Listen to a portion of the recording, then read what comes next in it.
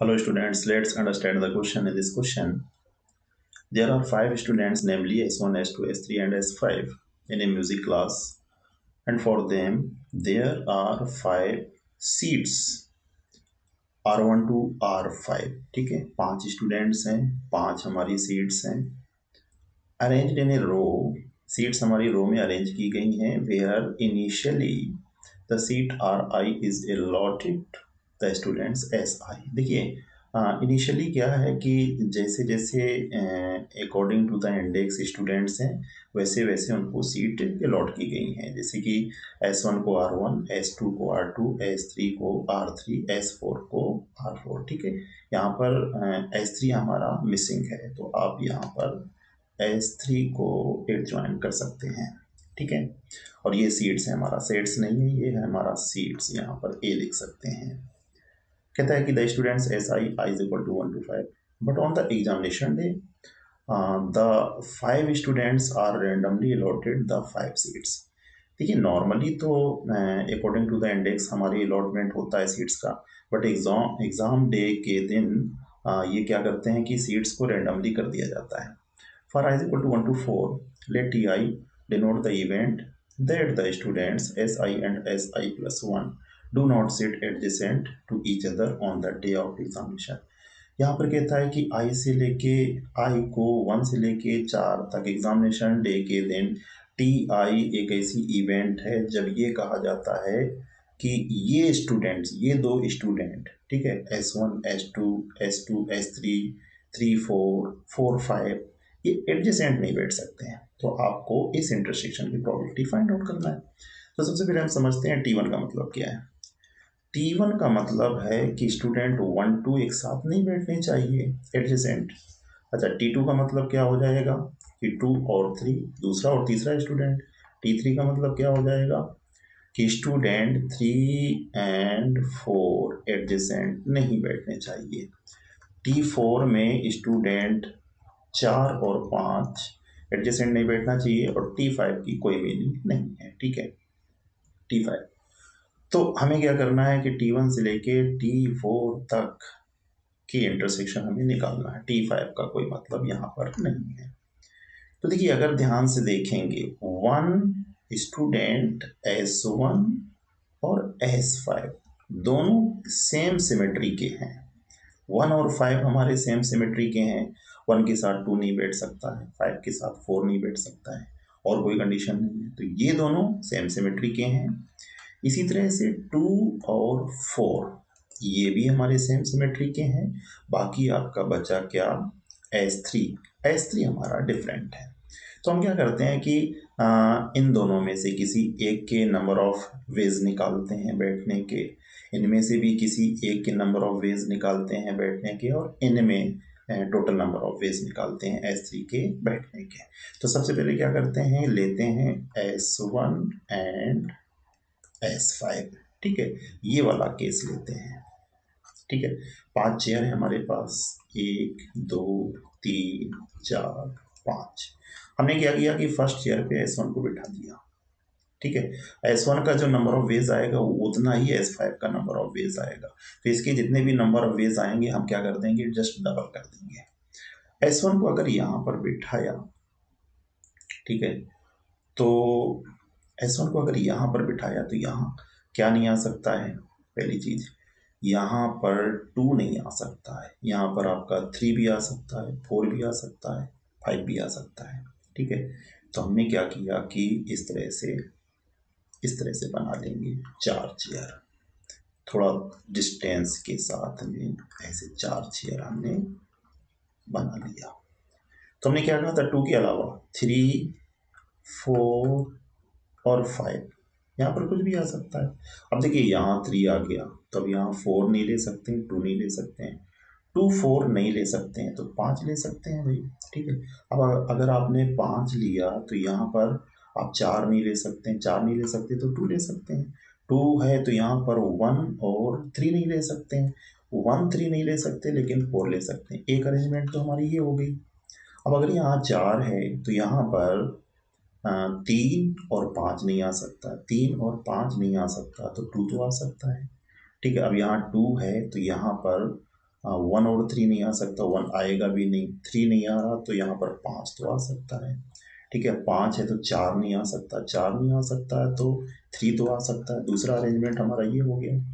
अगर यहाँ 5 है तो 4 नहीं आ सकता, 4 नहीं आ सकता तो 2 तो आ सकता है भाई, यहाँ 2 तो आ सकता है, 4 नहीं आ सकता। ठीक है, 1 हमारा पहले से बैठ चुका है, यहाँ 4 नहीं आ सकता तो 2 आ सकता है और 3 आ सकता है। क्लियर है ना, 2 और 3 आ सकता है। तो दो अलग अलग केसेस हमने यहाँ पर बना लिए। अब 2 के करेस्पॉन्डिंग क्या नहीं आना चाहिए, 2 के करेस्पॉन्डिंग यहाँ 3 नहीं आना चाहिए, 1 नहीं आना चाहिए, तो 4 तो आ सकता है। अब 4 और 2 और 5 और 1 बचे, बाकी बचा क्या, S3। S3 हम यहाँ नहीं ले सकते हैं, अगर यहाँ S3 लेते हैं तो ये अरेंजमेंट हमारा गड़बड़ हो जाएगा। ठीक है, अब यहाँ पर S3 ले लिया तो 3 नहीं, 3 के लिए यहाँ 1 नहीं आना चाहिए और 4 नहीं आना चाहिए, तो 1 नहीं आना चाहिए और 4 नहीं आना चाहिए, 5 पहले से आ चुका है। ठीक है, 1 और 4, ठीक है, नहीं आना चाहिए, 2 तो ये निकल गए, तीसरा ये, चौथा ये, पांचवा ये, तो ये अरेंजमेंट भी हमारी नहीं हो सकती है। तो इस तरह से टोटल अरेंजमेंट हमने जब देखी इसकी तो हमें टोटल अरेंजमेंट कितनी मिल गई, दो इसकी, दो इसकी, तो टोटल अरेंजमेंट कितनी होगी हमारी, 4। ठीक है, इस सिमेट्री वाले केस की टोटल अरेंजमेंट कितनी हो गई हमारी, 4 हो गई। अब इसी तरह से S2 S4 का देखते हैं, S2 एंड S4 का। तो ठीक वैसे ही 5 चेयर हमने लगा ली, 1 2 3 4 5। हमने क्या किया कि S2 को यहाँ दे दिया, बिठा दिया फर्स्ट चेयर पे। फर्स्ट चेयर पे अगर S2 है तो इसका मतलब यहाँ पर 1 नहीं ले सकते हैं और 3 नहीं ले सकते हैं, 1 3 नहीं ले सकते, तो 1 3 नहीं ले सकते तो 4 तो ले सकते हैं, इसी तरह से 5 भी ले सकते हैं। क्लियर है ना, ठीक है, ये चेयर हमने बना दिया। अब 4 के करेस्पॉन्डिंग यहाँ पर 5 नहीं और 3 नहीं, 5 नहीं 3 नहीं तो 1 ले सकते हैं, और 1 के करेस्पॉन्डिंग 2 नहीं, तो 2 नहीं तो 3 ले सकते हैं, और 3 के करेस्पॉन्डिंग 2 4 नहीं, 2 4 वैसे आएंगे भी नहीं, तो यहाँ पर हम क्या ले सकते हैं, 5 ले सकते हैं। तो एक अरेंजमेंट हमारी ये हो गई। इसी तरह से 5 के करेस्पॉन्डिंग 4 नहीं, 4 नहीं तो 5 के करेस्पॉन्डिंग 4 नहीं, तो भाई 4 अगर नहीं है तो 1 ले सकते हैं, यहाँ पर 1 ले सकते हैं। हाँ, 5 के करेस्पॉन्डिंग 4 नहीं आना चाहिए, 1 ले सकते हैं, 2 नहीं, और 3 ले सकते हैं, यहाँ पर 3 भी तो ले सकते हैं। ठीक है, ठीक है, 3 भी ले सकते हैं। ओके, अब S1 के करेस्पॉन्डिंग 2 नहीं, 2 वैसे भी नहीं आएगा, तो यहाँ पर क्या ले सकते हैं हम, यहाँ पर 4 ले सकते हैं। यहाँ 4 के करेस्पॉन्डिंग 5 नहीं, 3 नहीं, 5 नहीं 3 नहीं, ठीक है, 5 नहीं 3 नहीं, 4 के करेस्पॉन्डिंग, S1 के करेस्पॉन्डिंग हमने क्या लिया, S4 लिया। अब S4 के करेस्पॉन्डिंग तो 1 2 और 5, और यहाँ पर क्या हो गया आपका, 3 केवल बचा है, 1 2 3, 3 केवल बचा है, तो 3 अगर लेते हैं तो ये अरेंजमेंट हमारी पॉसिबल नहीं होगी। अब अगर S3 लेते हैं तो S3 के करेस्पॉन्डिंग, अब यहाँ पर 2 नहीं 4 नहीं, 2 नहीं 4 नहीं, 2 पहले से आ चुका है, 4 नहीं तो S1 ले सकते हैं भाई। S1 के करेस्पॉन्डिंग यहाँ पर 2 नहीं ले सकते हैं, 2 पहले से आ चुका है, तो इसका मतलब यहाँ पर हम क्या ले सकते हैं, 4 ले सकते हैं। तो एक हमारी अरेंजमेंट ये हो गई, एक ये और दूसरी ये, टोटल अरेंजमेंट इसकी कितनी मिली, 2 मिली। इसकी टोटल अरेंजमेंट हमें कितनी मिली, 2 मिली। और चेक कर सकते हैं हम इसमें, ये वाली अरेंजमेंट चेक कर सकते हैं। जब हमने 4 लिया था, यहाँ पर 5 लिया था, ठीक है, 2 के करेस्पॉन्डिंग क्या नहीं होना चाहिए, 1 नहीं होना चाहिए और 3 नहीं होना चाहिए, तो 4 5 ले लिया था, ये अरेंजमेंट हमारी हो गई थी।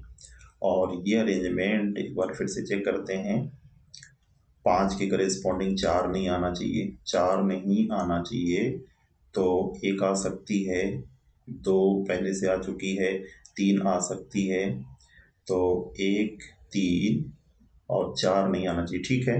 और 1 के करेस्पॉन्डिंग कहते हैं कि 2 नहीं आना चाहिए, 2 पहले से आ चुकी है, तो यहाँ पर आपकी 4 हो जाएगी, और 1 के करिस्पॉन्डिंग 2 नहीं आना चाहिए। हाँ, यहाँ पर आपकी 4 हो जाएगी और 4 के करिस्पॉन्डिंग यहाँ पर 3 भी हो जाएगी। एक अरेंजमेंट यहाँ S3 भी हो जाएगी, ये वाला अगर हम चलाएं, ठीक है। S1 के करिस्पॉन्डिंग S3। अब 3 के करिस्पॉन्डिंग 1 4 नहीं, 1 और 4 नहीं, ठीक है। S1 और S4, S1 और S3, S1 S4 S3, और ये अरेंजमेंट हमारी बन रही है एक। और मैंने यहाँ पर कहा था कि S1 और 2 नहीं तो 3 और 4 हो सकते हैं। 3 यहाँ पर दे दिया, 4 यहाँ पर दे दिया, तो ये अरेंजमेंट हम यहाँ पर करना चाहते हैं, ठीक है। S5 S5 S1, और ये अरेंजमेंट हम यहाँ करना चाहते हैं। तो 3 के करेस्पॉन्डिंग क्या नहीं ले सकते हैं, 2 नहीं ले सकते हैं और 4 नहीं ले सकते हैं। तो 2 पहले से आ चुका, 4 नहीं ले सकते हैं। तो यहाँ पर कौन सी अरेंजमेंट हम लिख सकते हैं, ये अरेंजमेंट भी हमारी पॉसिबल नहीं हो रही, ठीक है। तो ये अरेंजमेंट हमारी पॉसिबल नहीं हो रही है। एक बार फिर से चेक करते हैं। S2 को यहाँ पर बिठाया तो 2 के करेस्पॉन्डिंग 1 और 3 नहीं हो सकते हैं, 4 5 हो सकते हैं, ठीक है। 4 5 ले लिया।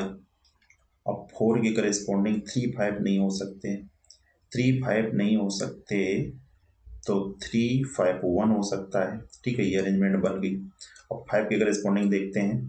5 के करेस्पॉन्डिंग, ठीक है, यहाँ पर 4 नहीं हो सकता, 4 नहीं हो सकता, तो 1 3 हो सकता है, 1 3 1 2 3 4 नहीं हो सकता, ठीक है।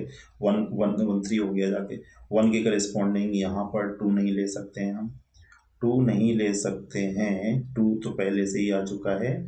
तो यहाँ पर क्या ले सकते हैं, 3 ले सकते हैं, 4 ले सकते हैं। हाँ, यहाँ पर 3 और 4, एक हमारी S3 वाली भी बनेगी, यहाँ पर ये S3 वाली भी बनेगी, ठीक है। इसके साथ में S3 वाली भी बनेगी। अब ये अरेंजमेंट पॉसिबल नहीं है, लेकिन S3 के साथ में 2 और 4 नहीं ले सकते हैं, तो 2 पहले आ चुका है, 4 नहीं, 3 के करेस्पॉन्डिंग 4 नहीं आएगा और 2 नहीं आएगा, 2 पहले से आ चुका है।